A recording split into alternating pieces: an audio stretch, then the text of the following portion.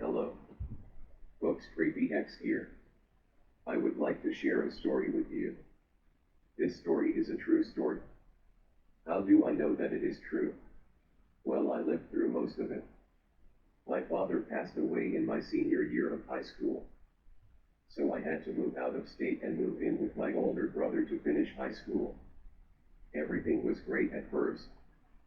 Then my brother had to leave on a business trip. He was a busy exec and gone a lot of the times. His wife and two kids were always left behind.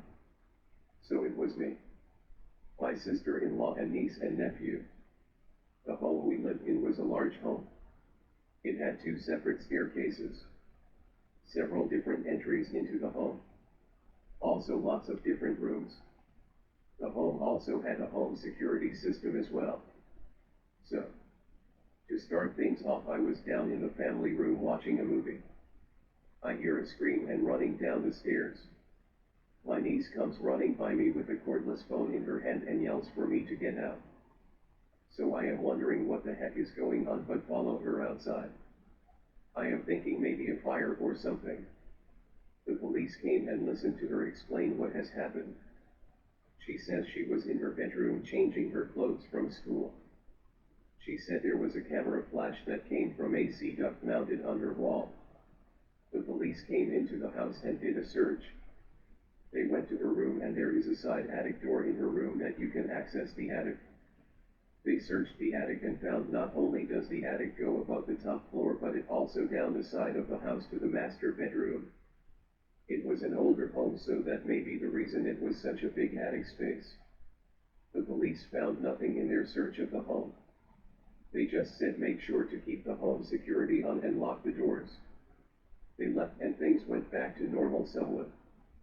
The next morning when we all came down to the kitchen for breakfast, there on the kitchen counter laid an open can of tuna just lying there with the contents of the can gone. We all just looked at each other and kept blaming each other for not throwing away the can if we opened it. After it became clear that none of us opened the can of tuna, then the fear set in because whoever left it there ate it sometime while we were asleep.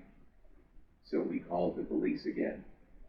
They came and looked at things and did another home search and found nothing again. Things again went back to normal for a while.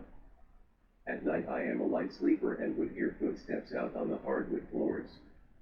I would always figure it was one of my relatives using the bathroom. It was not until later on that I found out that my brother's wife and kids all slept in the master bedroom. They kind of barricaded themselves in there and would not come out until morning. So those footsteps I heard, I still wonder to this day who that was. I went away for a weekend to visit my mother. My sister-in-law met my mother halfway to pick me up. On our way back to the house, my brother's wife and I just chit-chatted on our way back home. As we were making the turn on the road to the house, my sister-in-law went silent. I looked up and saw what? There were police cars sitting in the driveway with lights flashing. She stopped the car and went running out the door to see what was going on. This time my niece and nephew were sitting at the dining room table and she was writing a letter to her boyfriend. While they were sitting there over in the formal dining room a few feet from them, there is a piano, and it started playing. My niece and nephew went running out of the house to the neighbors and they called the police. Once again the police did a complete search of the home. They found nothing again. One of the police officers who has been there on many of the calls, I guess there was many more before I came to live there. He wanted us to meet him at the local mall the next day.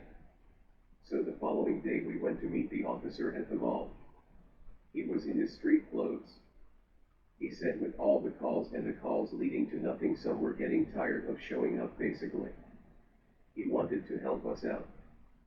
He suggested we drive back to our home with him in the trunk of the car. He wanted us to pull in our garage and close the garage door once we were in.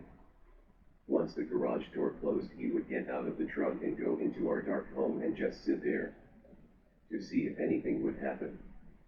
We would leave and just leave him alone in there. We came back the next morning hoping he would find something or anything. Well, we pulled into the driveway and everything seemed okay at first.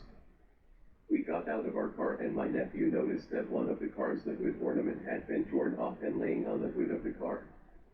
Then the other car that was in the driveway, there was a note tucked under the wiper blade. The note read, "Thought you could catch me." So we went into the house and of course the officer had nothing happen. We showed him what happened outside to the cars. He just shook his head and was kind of dumbfounded. At that same time, my niece was getting ready for a trip to go see her dad for a week.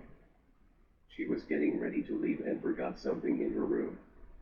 We soon heard a scream, "Mom, get up here now." We all went running up to her room to see what was going on. There on her desk calendar, there was another note and it said, "See you when you get back." Then on the date she was supposed to return home from her trip was written, "I will be waiting." We called the officer who has helped us.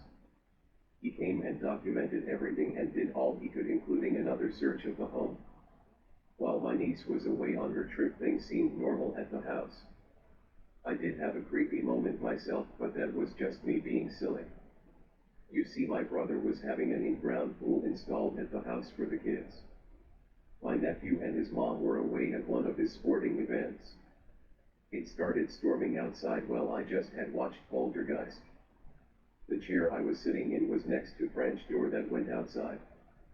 I looked out there and the hole had just been dug for the pool and was filling with water, and then I remembered the scene in the movie with the pool and skeletons.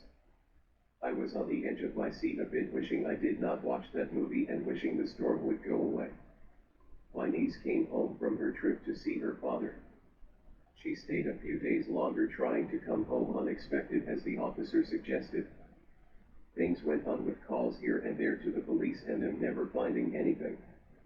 My niece graduated high school and went to college. I never did hear if she had problems in college. I had moved away myself and starting my own life. It was not until a few years later I heard my niece found a great job in another state. She had moved and had a nice apartment there. One day she forgot something back at her apartment she needed for work. She called her boyfriend to see if he could retrieve it for her and bring it to her when they meet for lunch. He went to her apartment. As he was opening the door, he saw a shadow go by. He ran in and found the man and tackled him to the floor. He held him there until the police came. Come to find out, this is the same man that has been following her from the start. He admitted to everything and even mentioned staying in that house many nights when we were there asleep. He said he would leave things like the tunic and to let us know he was there. He had even watched when the alarm code was put in. He knew the alarm code even after changing it many times. This man seemed to be a very sick individual. Even after admitting to everything, he barely spent any time in jail. He was just charged with breaking and entering and stalking. With him out in this world somewhere, my niece has become somewhat of a recluse. She did get married and have kids, but she seems to stay from all forms of social media and texting.